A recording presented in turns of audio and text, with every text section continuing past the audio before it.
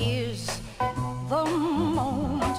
Now is the moment. Come on. We put it off long enough. Now. Hey, I'm Roger Kimmel Smith, and here is another Humanist Attack. When Humanists Attack is a project of a nonprofit organization under the name The Humanist Being, which was formed in 2020 in the state of Vermont. On this episode of When Humanists Attack, I am gleefully delighted to have as my guest a leading voice in the international movements for peace and nuclear disarmament, Jonathan Granoff, president of the Global Security Institute. Jonathan, welcome to When Humanists Attack, my friend. I don't want to be attacked by humanists, I'll tell you that. You know why, Roger? Because they can think. Let me give you an introduction, Jonathan. When I met you, you were a Philadelphia lawyer who was representing an international lawyers group as a non-governmental organizations rep at the UN. Really, it seemed to me an advanced level dabbler in peace efforts at the international level and in and around the UN. But soon after that, as my humanist attacking co-host Vincent likes to put it, he progressed from dabbling to meddling when he became the president of the Global Security Institute, which is an anti-nuclear group founded around the turn of the 21st century by the former US Senator Alan Cranston. The Global Security Institute, under Jonathan's leadership, has proven its value in the movement by serving as a mother hen for some of the most effective disarmament initiatives, including the Middle Powers Initiative at the UN, the Bipartisan Security Group down in the Beltway, and the Parliamentarians for Nuclear Nonproliferation and Disarmament, which is a worldwide group.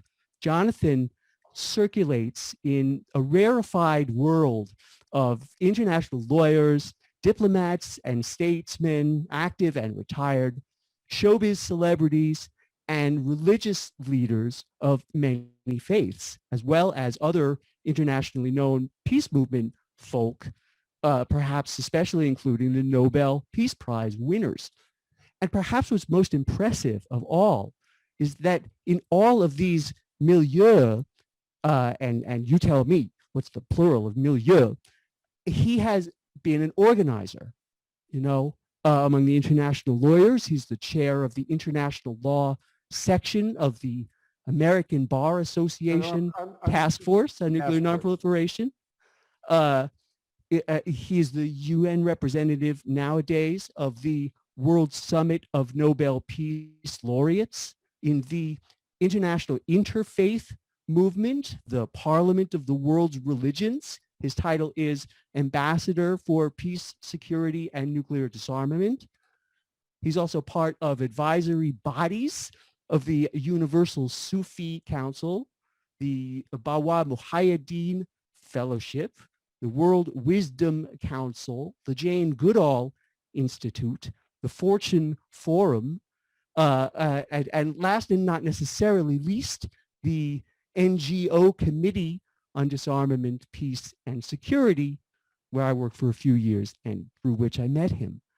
Now, just to sum up, this unusual combination in this man's life of participation in numerous elite worlds and service within those worlds is very likely, I think, the reason why Jonathan himself was nominated for a Nobel Peace Prize in 2014. Okay, now you've been introduced, sir. Why don't you start by talking about, 2021 in your life and the work of your organization and the threats to global security as you see them? Goodness. Well, 2021 is an axial period in human history. I think the last time that the world faced such an opportunity for such dramatic change was not the establishment of the international order after the end of the Cold War, or after the end of the Second World War, wherein the United Nations system was created. But I would say it was in the 17th century when, because of ideological zealotry of Protestant reformers and adherents to the Holy Roman Empire, a third of Central Europe was decimated, and the people, since they were killing each other in the name of whose definition of Jesus' love was better, and seeking eternal salvation in this bloodlust, they were going to continue killing because they weren't afraid of going to the next world in the process. And there were a bunch of people who were thinking, some humanists, some obviously divinely inspired, I would say, who got together and started thinking, well, how can we stop this madness? And they're mostly anonymous characters. They were wonks, like very much like you, Roger. They were thoughtful, reflective, intelligent, open-hearted, exploratory, people willing to explore ideas without arrogance, who in the decades before 1648 were having conversations. What can we do with this situation? So in 1648, they came together in a place called Westphalia and created what we today take for granted, the modern nation states, to separate these zealots who were going to continue killing each other. And we now take the state for granted. And in order to create the modern state, you had to have some kind of a identity, a common culture, a common language. So if they tried to do that 150 years earlier, they would have discovered that in Lyon and Normandy, people were speaking a different language, and they wouldn't be French. Or in Italy, in Naples and Milan, there were different languages. What happened in that period is a technological innovation called the printing press, which allowed for a uniform language, grammar, and thus identity. And thus you could create states. The world today is faced with utterly dysfunctional models of social organization, unable to address the existential threats that we face, not just a third, but the capacity of modern technology to destroy all human endeavors with nuclear weapons, fast burn, and a social system of commerce that generates infinite growth incompatible with the regenerative processes of the natural world, which is burning the climate, slow burn.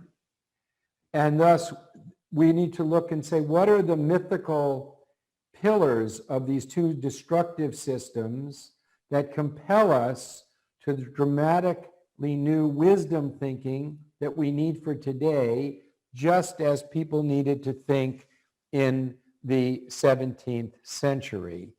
And I'm really pleased, and this interview is evidence of that there is now a technological innovation we've been gifted with at a level commensurate with the printing press and this computer discussion we're having that has created the capacity of a global consciousness and organization that must emerge out of the current crisis. That's where we are in 2021. The crisis can be summed up in the ongoing threat of over 13,000 nuclear warheads in the world, ready to annihilate us fast burn in an afternoon. They're on hair trigger alert, or an economic order that is literally destroying the biological regenerative processes of the planet. So, so if you looked at, say, what happened in the 100 years after or 150 years after Westphalia, yeah, you could get into different systems. Some were monarchies, some were liberal democracies. The United States system comes out of the idea of the legitimacy of the government coming from those who are governed. But there were other models.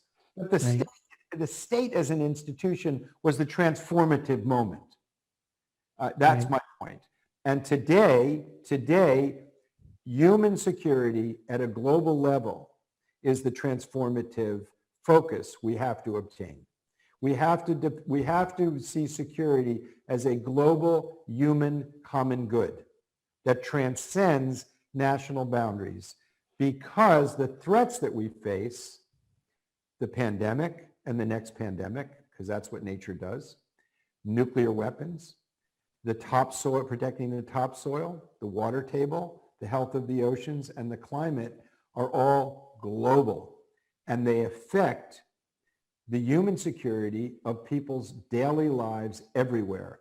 And human security begins with the concept of how do people live? Not how does the state live, but how do people live? Are they secure with their health, with their food, with their neighborhoods, with their institutions of their daily lives? And in a sense, in the 17th century, it was the idolatry of the institutions that was forgetting the purpose of the institutions. Remember, the purpose of the church was to promote love. But the institution itself became a cause of violence. And today, the purpose of the state is to provide security to its people. But it's become an end in itself. And this is a moment of 2021, because of this juncture of the moral imperative and the practical necessity that will drive the coming change. Well, yeah. So let's stay on this. The institutions that carry on, according to their own rules and for their own purposes, and structure our minds and our language and terminology. I've heard you talk about this. You wanted to talk about this in terms of your missing why of modernity spiel. It sounds like you've already introduced it. Go on. Well, no, I don't, spiel? I don't know if it's a spiel, Roger. Oh, well, all right. Perhaps that's the limitation of my ears. Okay, it's a compliment.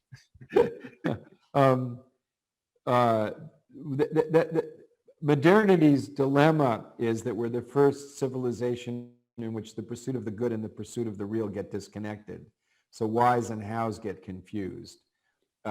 So you end up with law without justice, medicine without healing, education without character, philosophy without the pursuit of truth, art without beauty, and medicine without healing, and weapons without bringing security, and a financial system that doesn't generate goods and services. So we need to have art with beauty, philosophy pursuing truth, financial system that provides goods and services, and security based on meeting human needs, et cetera. But that's a more profound conversation, I think, than talking about the political moment. That conversation is perennial. The particular moment is an existential threat that needs new social organization to address it. And I'm not at all pessimistic about it, because we came very close to losing the United States in the last few months. But our legal system, which is the foundation of the United States, we're the first nation founded by a legal instrument, the legal system met the stress test in 60 cases in which the most right-wing, conservative, Trump-appointed Federalist judges upheld the rule of law. And the rule of law is what the American identity is. And that premise of the rule of law is now globally recognized, and even tyrants pay the price of hypocrisy with it. And there's very few places where they wantonly, openly, enforce a mad kind of totalitarianism. Yeah, there's totalitarianism in many countries, but it's not. They pay the price of hypocrisy. They will not say we are doing away with the rule of law. We've won that argument. And what was the first thing that happened with Joe Biden What was his message? The new president of the United States, most powerful man in the world, most powerful country in the world. He's a soft-spoken guy. He's not really eloquent. But what did he do? He called a summit on the climate. And what happened? He did. He asked to do, said he would do that, and he did that. And what happened? Was there any head of state that came there and said, oh, the climate's a hoax? The science is bogus? No. They all said, we need science for our own survival. Well, you know, we spent 4 years with the head of our country, of the United States, lying. Well, I don't know if he was lying, because lying implies that you know something, but completely in a realm of superstition, fear, and untruth. Now we have the head of the so-called free world pursuing truth. And then, of course, we were living under the regime of a buffoon, Donald Trump, who distorted, you know, the whole thing. But we're getting back on track. People have looked over the abyss, and they're saying, wait a minute, it's time to go back. This is an opportunity where thinking matters. Humanists and spiritually awakened people have to bring heart and wisdom to these issues. And heart and wisdom doesn't necessarily come up with conclusive answers. It comes up with cooperative processes in which the best of different systems and ideas can be fed in. We can learn a lot from the Chinese. They view community and social responsibility very highly. And Lord knows they need to learn a lot about dissent and variety of points of view from us. Yes. But they pulled several 100 million people out of poverty. It's not a small matter. We can learn a lot about human heart from people in India. You go there and you see people who have nothing materially, but a huge sense of dignity and a smile on their face and love in their communities. And it's overwhelming. But Lord, they need a lot to learn about social organization and the value of debate, dissent, and respect for reason. And we in America, we need to learn a lot about the value of community and cooperation and trust and the sacred and the universality of the sacred and respect for nature. But we do pretty well in terms of social organization and getting stuff done when we get focused. And we respect dissent very highly in our educational institutions.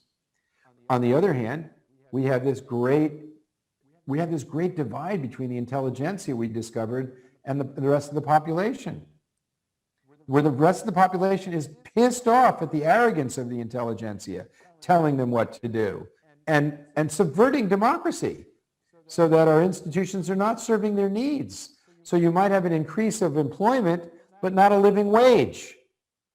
And they blame the intelligentsia for that. They blame the rich and privileged. And they're right. So this is a time in which discussion and hearing one another is so important.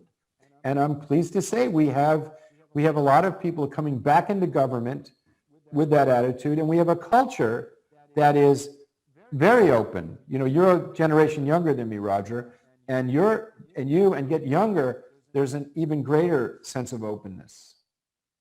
So I'm very optimistic. I'd like to hear you talk about your working specifically in the interfaith scene and community. How do you see your role there? What are the opportunities in terms of intervening in that space? And that's a very broad subject because I've been doing it for a long time. But but I've never gotten a beat on it really. Well, first, I would urge everybody to go and watch The Nuclear Prayer, and that will answer your question, because you'll see George Shultz, may he rest in peace, he reached 100 and moved on, but George Shultz, a Republican Secretary of State, William Perry, Secretary of Defense, Ambassador Thomas Graham, who negotiated the Comprehensive Test Ban Treaty and who was the chair of the Thomas Merton Society, by the way, and I recommend anything by Thomas Merton, great Catholic mystic. Ambassador James Goodby, who was so important in helping to end the Cold War. Sidney Drell, who used to run the Los Alamos Laboratory. Bishop William Swing, who founded the United Religions Initiative, and myself and Monica Willard, who represents the United Religions at the UN. I call it a video of mostly old white men. But praying together for a nuclear weapons-free world. So, you know, I mean, Republican, Democrat, diplomats, military leaders, and an activist finding common ground on the moral imperative coming from the heart that nuclear weapons are unworthy of civilization. So I've been involved in the interfaith movement for decades. It began really kind of came out of a group called the Temple of Understanding that was pushing it early on. And then in 1993, there was the centennial of the Parliament of the World Religions. The first parliament was in 1893 when globalization was first beginning. And that one, there was a guy, Swami Vivekananda from India, who stopped the show, who began his speech and very dignified, my dear brothers and sisters. Well, to have a man of color come to Chicago in 1893 and call people brothers and sisters, he blew people away with that. He's an absolutely brilliant scholar of Vedanta and Indian philosophy. But they couldn't do another gathering of the world's religious and spiritual leaders for 100 years because the world was in chaos. World War I, World War II, the Cold War. So in 1993, they had this centennial, and I went to that. And I was so moved by the experience. I went and did a dialogue on the subject of the transformation of the heart, because that's where I think everything always begins, and where change has to begin. But couldn't get any substantive issue in. All they wanted to talk about was the value of interfaith discussion. Then I met this group in New York with the Temple of Understanding with James Parks Morton from St. John the Divine, the largest cathedral in America, who was a dynamic political civil rights leader. And he was working with Kofi and with Boutros Boutros-Ghali in the 50th anniversary celebrations of the UN. And I got involved with him trying to bring the world's religions to the table of making peace amongst the peoples of the world, with the premise that we won't have peace amongst the world's peoples if we don't have peace amongst the world's religions. We helped put together the interfaith services for the UN and the celebrations of the 50th anniversary. And he asked me to chair the visions for the 21st century of religious leaders from all over the world. And I discovered that they really all have aspirations that are concordant. And most of them are much more evolved when you get them together. They want to bring their best forward. And the best thing that I saw was at the Millennium, there was a Millennium Peace Summit at the UN. Ted Turner funded it. And he gave a great speech. He said, well, I read all your stuff and everything, but I mean, can't you guys just get along? But there were two presentations that really affected me that I want to share. First of all, you had the General Assembly of the UN room filled for 3 days. There were over 300 of the world's top religious leaders. And really, it was really a broad section of mainstream, progressive, conservative, everything from all of the religious leaders. The one that affected me was a Inuit elder came and said that he said, we have an oral history of at least 40,000 years, so we know where we live, and we're part of the environment as part of our body. We understand it. And we're seeing lakes that shouldn't be here. This was early, this was This was 2000. This is, over 20 years ago. And he said, I have a message. I have a message to my brothers and sisters from the South, from the North. You have a technology that is melting the ice of the polar ice cap. You need a technology to melt your hearts. I will never forget that line. The other one was Billy Graham's couldn't come, so his daughter came. And his daughter gave a talk about all of the problems in the world. And she said the reason for all of these, about nuclear weapons and climate and environment and everything, and she said the reason of we have these problems is people are not straight with God. So I'm right there with her. I got that. Then she said, and the only way to get straight with God is to be born again in the blood of Jesus. Mm-hmm. Now, I was on the stage in the General You're doing Assembly, so well. and I could see there were shamans there from the Amazon and shamans from Borneo and in Sumatra. And I'm sure some of them were going, yeah, we do blood. So I saw it and I thought of it anew. I thought, my God, this is really profound. She's clueless where she is. Mm. So I said to her, Miss Graham, I'd like to speak with you, just privately. And we went in the green room behind the podium of the General Assembly.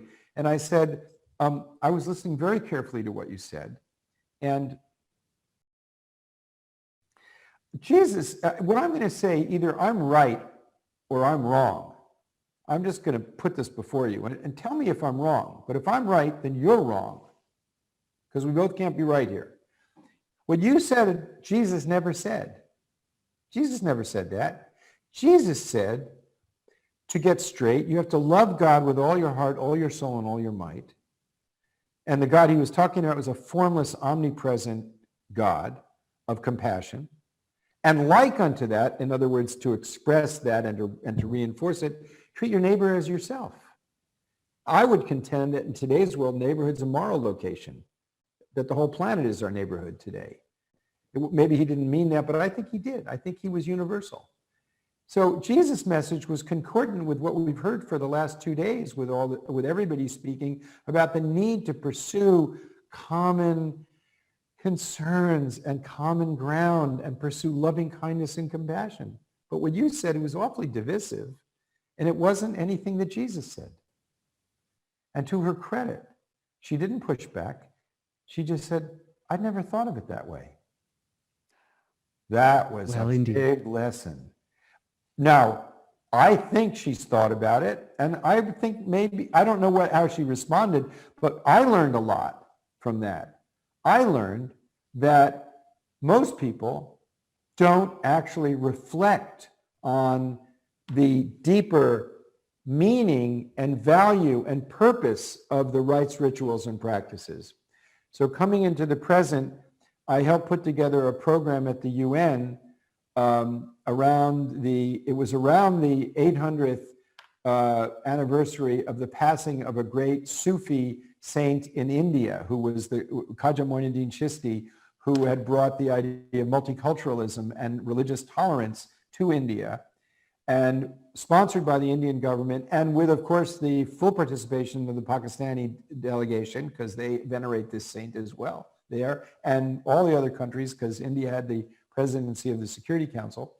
And so it was on the theme of universal love at the UN.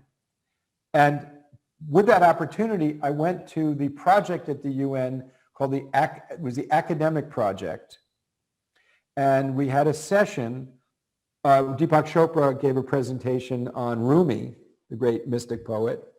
And I proposed that our great universities should have curriculum to encourage not only interfaith dialogue and a grammar, developing a grammar that you could understand other religions. Sean Casey, who was a diplomat with this mission at the U.S. State Department, came up the head of the Alliance of Civilizations came up, and the head of the law school of Harvard Law has a negotiations project where these skills are taught, and we had an event around it, and Harvard then created I proposed this at this session, and there was a woman getting her PhD from Harvard in the audience, brought it to the dean of Harvard Divinity School. He contacted me, we can put this together. He convened it, and then they now have a program at Harvard to encourage that kind of interfaith dialogue and experience, not just theology, but experience. And that has now, because you do it at Harvard, it's now spreading. And I would say I have seen now almost every major city, at least in America and most of the world, has some form of interfaith initiative. I was at a huge interfaith initiative in Kazakhstan, which has 30 different ethnic groups, a Muslim country with a large Russian Orthodox population. And every year in October, they have a day celebrating religious diversity and cultural diversity. So all over the world now, the interfaith message has spread into academia. It's now normative in cities all over the world. And behind it all for me is there are two arrogances that I don't think we can survive. One arrogance is my narrative of the great mystery that gives us birth and sustains life and to which we return when our bodies dissolve.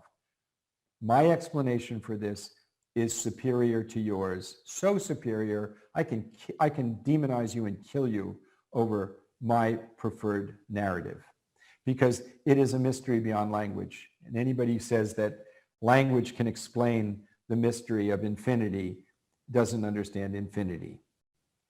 And that's my contention. And that once you get some sense of humility, you have the potential for loving kindness and compassion, because you understand that everyone's in this same boat of mortality together. So that the other arrogance is the arrogance that through science and technology, we can solve all human problems.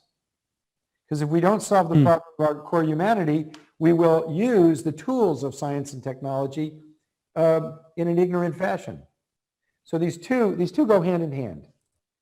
So so the two, working for nuclear disarmament, the abuse of the gift of intelligence in science and technology, and interfaith dialogue, are, to me, very involved with the issue of how do we become fully human? What is a humanist? It's a person pursuing the fullness of their humanity.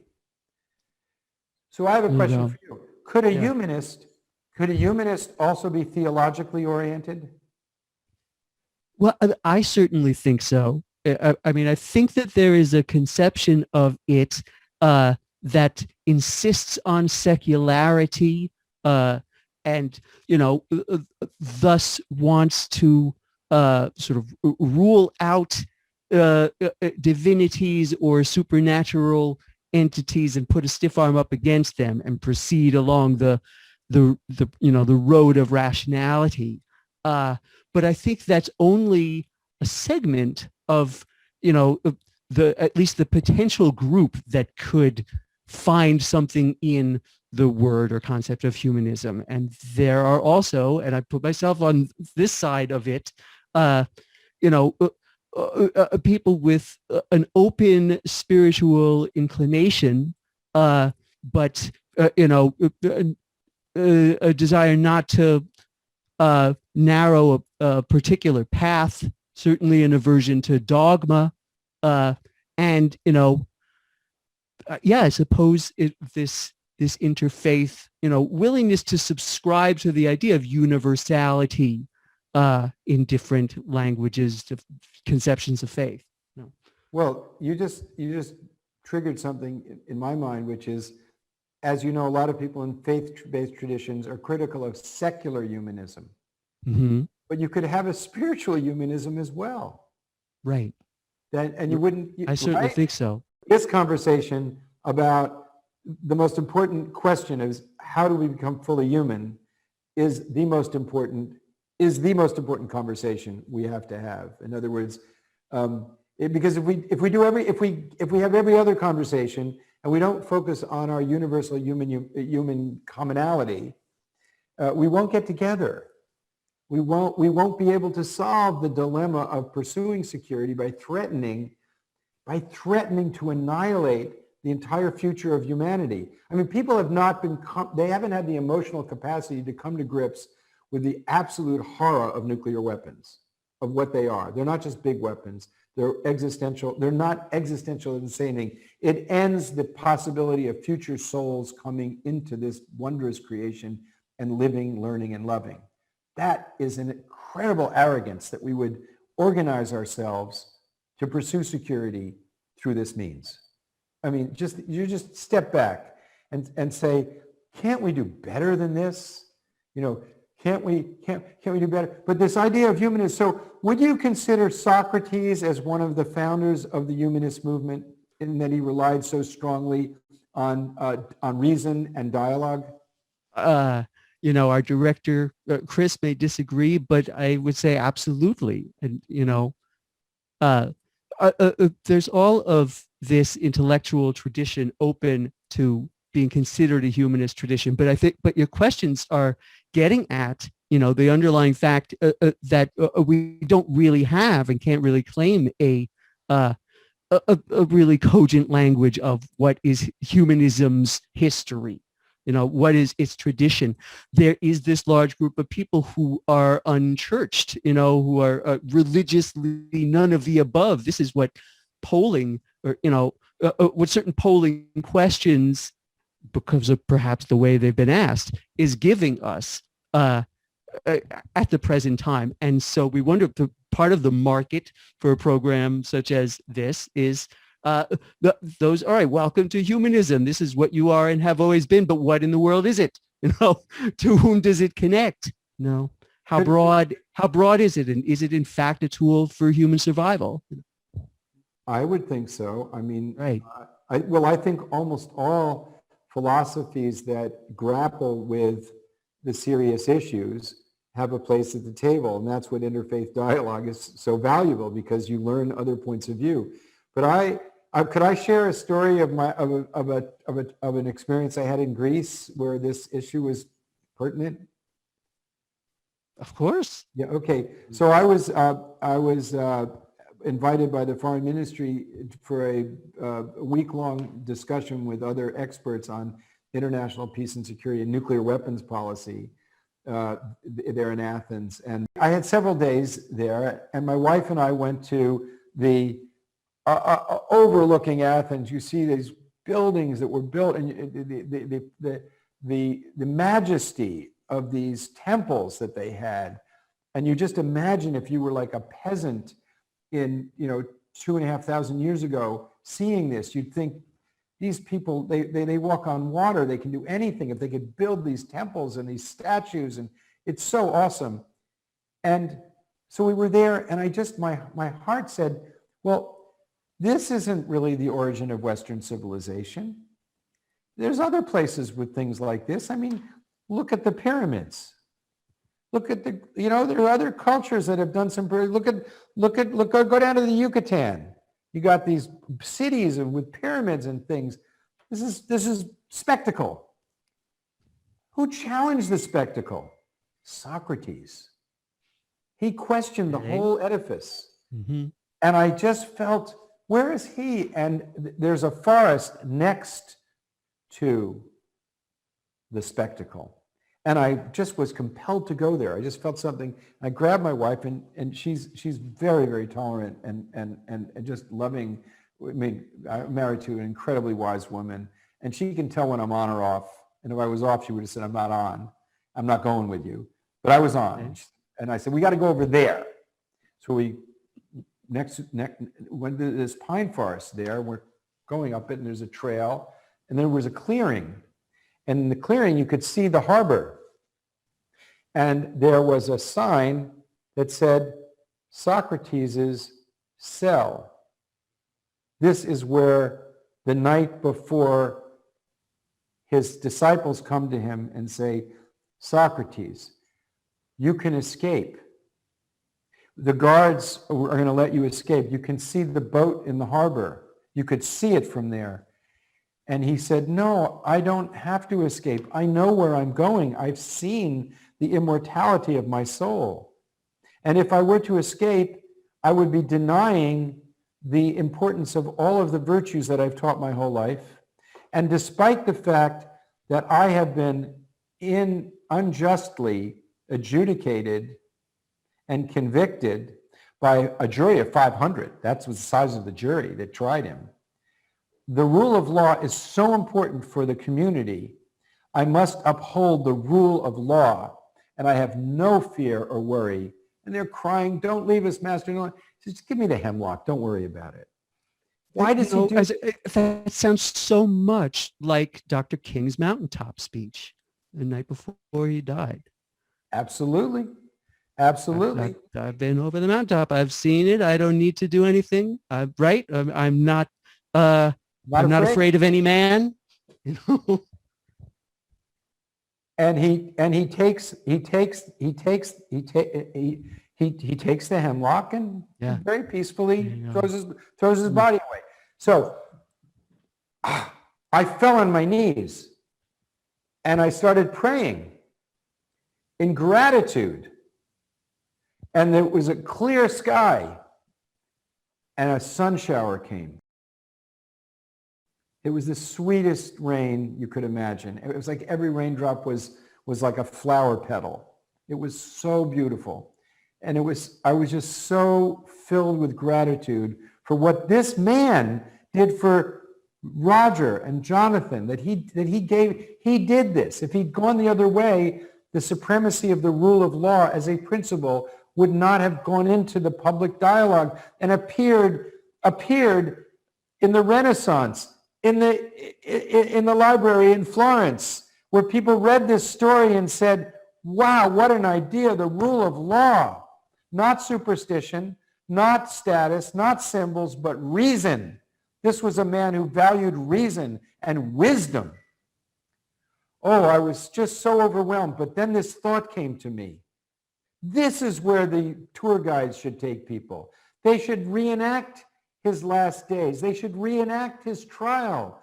This is what people need to know. Not that they build a big temple and had some nice statues. Not that those things are, not beautiful and awe-inspiring, but even more awe-inspiring was this human being who challenged all of this and said, okay, they're okay, but there's a higher value. There's your immortality. You can achieve it. And he like Jesus, he's saying, I got good news for you. You can get there. Okay, so I had this thought. More people should be here appreciating this. I finished my prayer, and there were two benches there in this clearing. And anyone who's listening can go there. There are two benches, and on one of the benches was this old man. And I went and sat down next to him, and then my wife came and sat down. And he said to me, and I quote, I'm the oldest man in Athens, and I have been everywhere. I was a shipping captain, and I've traveled the world over. And I'm like, this is like a Socratic story, It's like a parable. And he says, what can I do for you? And I said, you could tell me something of wisdom that would be a benefit to my journey. And he paused, and from a very deep place, he said, 30 years ago, a couple like you and your wife came here, and they too understood what happened here and how important and valuable it was. Isn't that wonderful? In other words, if only 4 people in 30 years understand the value of a man giving himself up out of love for virtue and his fellow human beings. Roger? Well, my wife was there. We just need 1 more, and we got 4. We don't need 12.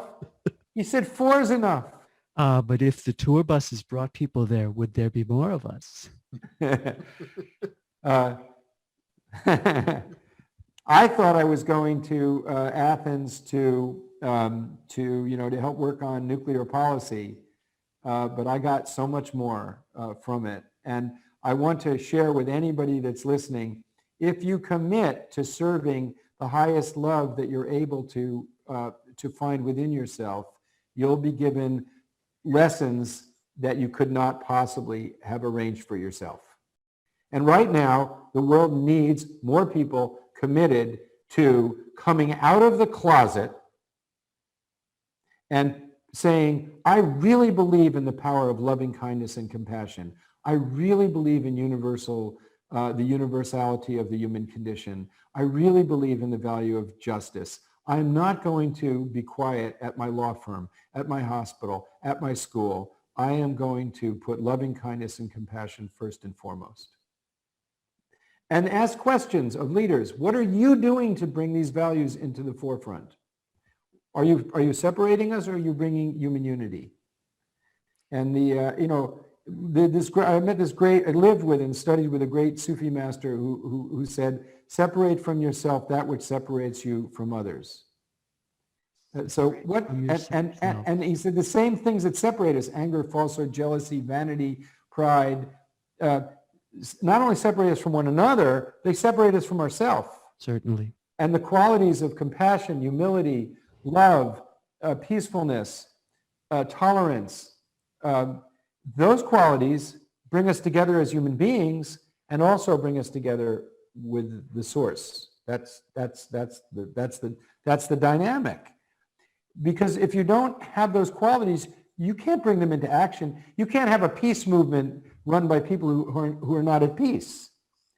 You can. It would just work. be another one in your, forgotten why. Yeah, it won't work. List. It won't work. It won't work. So you asked about 2021. We're at a time in history where the actions that this generation, that we do, will be impactful in a unique way for generations to come. Because institutions now, because of this sort of timeout, of a year of timeout, has brought a lot of people to be thinking again. And the people who are running our militaries and running our international affairs and running our major institutions have to be challenged because we're now driving Teslas on roads that were designed for horses and buggies. And we want to drive Teslas.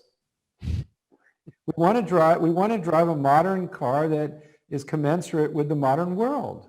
I wanted to ask you some questions about yourself and your background, how growing out of how a person gets to be Jonathan Granoff, starting fairly early. I know that your mother was this well-known singer, a big band canary, as they used to call them in the 40s, and your father was an A-list Hollywood publicist. So I would think that out of that you developed some very unusual, privileges and capabilities and perspective. Well, I kind of grew up backstage, really. I saw so much of how the American culture was created. And my dad was an impresario and produced lots of television shows, and he did lots of things. In fact, this is what, and my mother was the top pop singer in the 50s. But I don't know if you can see this, but if you can see that, I don't know if you can see Bud Granoff Productions. Granoff Productions. This is Lena Horne, and the name of it is Now. And what's on it is Lena Horne singing about, to the tune of Havana Gila, we want our freedom now, now, now. Really? Blowing in the Wind by a guy named Bob Dylan. Lena Horne doing Blowing in the Wind. Oh, absolutely. And another one called Silent Spring. Now, my dad produced this in the 1960s, to bring the message of Blowing in the Wind and we want our freedom now into pop culture, and to get money for the civil rights movement, and to legitimize overcoming racism in our pop culture. I didn't appreciate. It was only recently I came across a bio of my dad that he had done this. So I searched the internet and I found this, and I just got it yesterday. Oh, wow. His goosebumps. My dad was so smart that he was trying to bring the message of the civil rights movement to pop culture. I mean, wow. So anyway, that was very powerful. Yeah, and my mother was a big enough. Well, my dad was a publicist for people like Frank Sinatra and Dean Martin and Jerry Lewis and the Copacabana, and so he was in the big leagues of show business. And the house that I grew up in was a place with lots of these brilliant people. I can remember Mel Brooks and Carl Reiner and Norman Lear being here, But my mother was iconic. Like, she had the #1 record in 1954 and 1855. When you see the people coming back from World War II, kiss me once and kiss me twice and kiss me once again. It's been a long, long time. That's my mom. And Harry James. Yes, she was the lead singer in the Harry James Band and the Dorsey Brothers. So as a kid, to go out with your mom to a restaurant or any place, and all these people like treating your mom as some, as like this huge, larger than life being. But she was, to me, she's just mom. And to see, and being around lots of people with enormous charisma. Right. So I grew up not impressed by fame, not impressed by mere charisma, not impressed by the formula of making something popular. The stuff that Socrates might have said is in the realm of sophistry and distraction. And also seeing that even in the midst of this madness, virtue could be expressed. And, and that... Seeing through some pretty thick surface, Well, a lot of the people in that business have a real open heart, and that's how they connect with people. They really, but I saw the cost of fame and distraction that my mother paid. That, that people get painted. We have a culture that's so personality driven. And what is the Greek word for personality? It's mask. And in the Greek cosmology, there's your persona, your mask, your personality, your body, your identity. But within it is the psyche or the soul. The soul is like light and universal and formless and infinite. But the persona is a mask. It's a box. If you get too identified with that, you suffer. Because you don't get to keep it. It's not really where when you put your head on the pillow at night, your personality doesn't go with you. Your conscience does. So just imagine, just do a thought experiment with me. Imagine tomorrow you treat everybody without any sense of caring for their well-being, without any recognition that within their mask is a soul that's sacred, divine, infinite, just like yours, just like the thing that you hold most dear, your core self. That in other human beings is that same preciousness, and you forget about it, and you just use them for your own most selfish gratification. Ego gratification, sensual gratification, economic gratification. You don't care anything about their well-being. Now imagine how you feel at the end of that day when you get to bed and you put your head on the pillow. Imagine how you feel after a day of doing that. Now, if you're used to doing the other. Juxtapose the other, where you, as an experiment, just a thought experiment, you might even try it. Don't try the first one, try this one. You treat everybody with the same kindness and love and caring and sense of dignity and beauty that you want for yourself. That you recognize that every life is sustained and breathing along with it, with you, with this, gifted with life by the same power that gives you life. That everyone you meet is precious and important and valuable and worthy of love, and came into this world as an infant just like you and responded to their mother's love. And that soon they will be leaving just like you or I will be. And that you try and bring as much goodness into the world as possible. And then think of how it is when you put your head on the pillow. And I think the thought experiment is very, very powerful to reflect on that. Now, think about what the nations of the world did after World War I. They did the first thought experiment to Germany. And then in America, we destroyed the League of Nations because we wanted to be the top. We didn't want to recognize the rest of the world. And we were blessed with the chaos of Nazism in World War II. At the end of World War II, this nation, where you and I are citizens, exercised the Marshall Plan, set up the United Nations. The Marshall Plan was both practical in that it challenged tyranny of communism, but more importantly, it built up the vanquished. We ended up with Japan and Germany as trading partners and democracies. It was an expression of enormous generosity. We put a lot of money into doing this. And the payoff was the security of decades of relative peace in the world after decades of horrible war. So when people say, oh, well, the world's a Hobbesian, place of dog eat dog. Well, no, I'm sorry. I mean, if you look at the examples of successes in history, they're guided by wisdom and virtue. And the failures are guided by fear and arrogance. We just have to wrestle with it, I mean, because there's really no way around. Humans have fear. Humans have selfishness. Material conditions, almost irrespective of that, you're going to come across that. Whether it's the fear from scarcity, or it's the arrogance of power on the other end. We came through 4 years of this.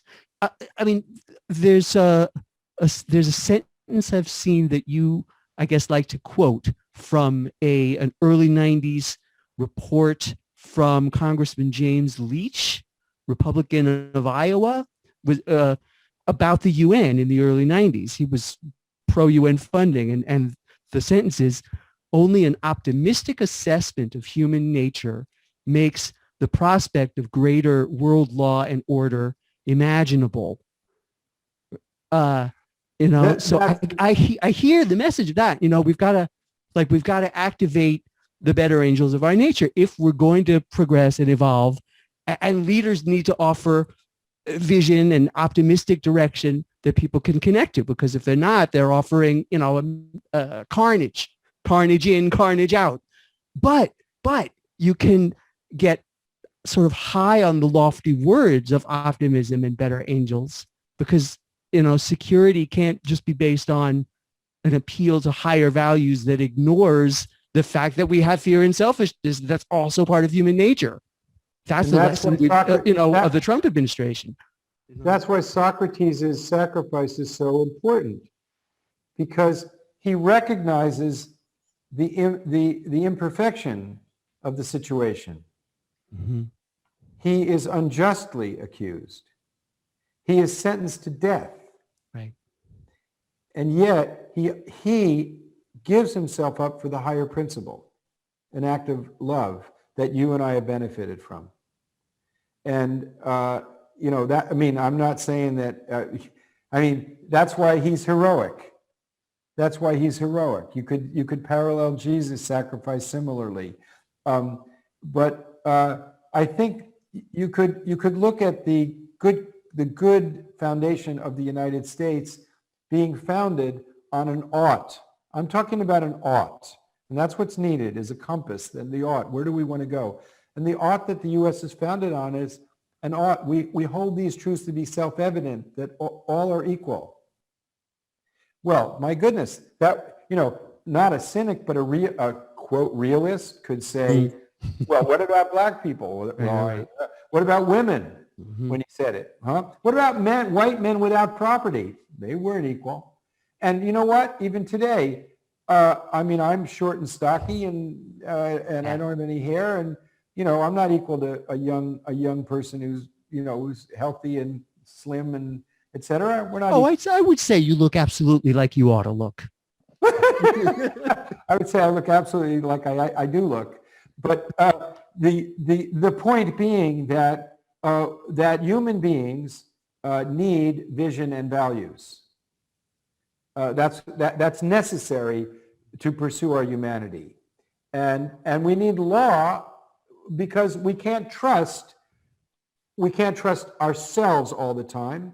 We do have just think about how much you're trusting people when you drive a car. You're trusting that other people are going to recognize stop signs. That common sense. You're trusting their common sense. We have nothing in common without it.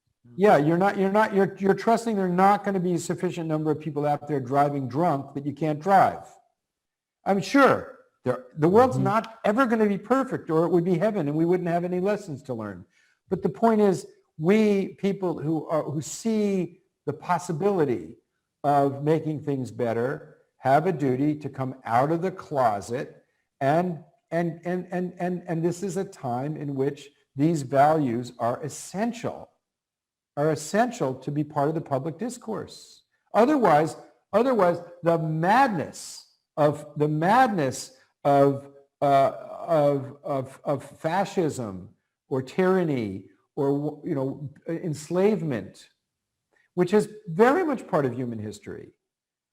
And I think that anybody who I'm putting forward high stuff here, but I'm not saying that this is easy. I'm just saying it's worthwhile to pursue. That's all. Yeah. Because what's the choice? Cheap thrills?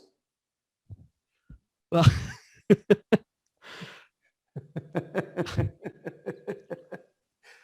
I just have one more thing. I guess I feel I must ask, and it's big enough. So let me end with this. Since we started and talked a lot about getting to 2021 and back to the 17th century, I want to ask you about the future. Tell me what you think human survival and evolution through a 21st century would look like a few generations from now if we can make it through without being wiped out.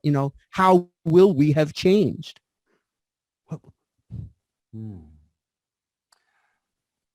I know that it depends largely on whether we can continue for a few more decades without any nuclear wars. I don't know. I'd have to think about that. I'd have to get back to you on that one, Roger. We'll have to have another session because I haven't thought a lot about that. I have thought a lot about what do we need to do now. Well, no, I could say that there's some things we have to do. We have to understand the natural world's regenerative processes as a roadmap, that we can't put them at risk. So therefore, if we're going to get to as indigenous civilizations have, that we will have to recognize the limits of growth or that growth that is done with a different metric of success. That's one. So we'll be living, if we survive, it will only survive if nature thrives. So we will have, so the idea of the singularity in which we're merged with machines and put chips in our heads so we can think more quickly, that's just nonsense. Sci-fi. It's dystopian. We have to learn that this principle. If humans leave the planet Earth, the ants will do just fine. But if the ants leave, we'll only live for a few more months. They clean up the garbage. So we've got to become more like ants. We've got to become ant-men. in which we're a lot humbler, a lot more quiet inside, and we walk more softly on the planet, or we're not going to walk on the planet at all. Now, how we do that, I don't know, but I know the things we got to do now. Now we got to take the nuclear weapons off of alert. We got to retire the intercontinental ballistic missile weapons because they're first strike weapons. We have to pledge never to use nuclear weapons first, and then work toward a treaty that the nuclear weapon states will have confidence in, that will actually give us verification and enforcement mechanisms.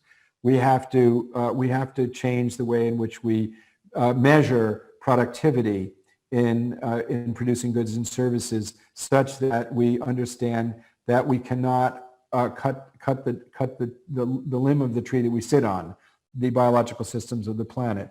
And more important than anything, we need to assert a value system that's based on pursuing a culture of peace and dignity, rather than rapacious greed and selfishness. These are not, none of this is new. It's just, how do we do it today? Whatever discipline you're in, get on board with your highest values. For me, I'm a lawyer. I'm trained in the law, so I look at treaties and legal instruments. But we haven't talked about that. I mean, because that's kind of, it's boring to anybody who doesn't understand the value of them. But we did start out talking about the treaties of Westphalia. But they wouldn't have come about without the thinking that took place, without lots of people questioning. And remember, they were doing this in the midst of carnage. Right now, we're really lucky, Roger. We have, it is in the midst of the battle with the virus is pretty severe. Millions of people are dying, but it's nothing compared to what was happening in the 17th century in Europe. Nothing. And nothing compared to what would happen if we had only 1 or 2 nuclear detonations. Absolutely. Or nothing would happen if we'd actually drank a disinfectant as a cure. Touche. Well, listen, I'll be glad to come back. We could just go on. It's just thrilling, just turning on the Jonathan Granoff. Jonathan, thank you so much. I can't thank you enough. Well, thank you. I mean, thank you for letting me share from my heart the best things that I've learned. Thank you. An honor. And thank you for watching all the way to the end of whatever this medium is, and peace be unto you.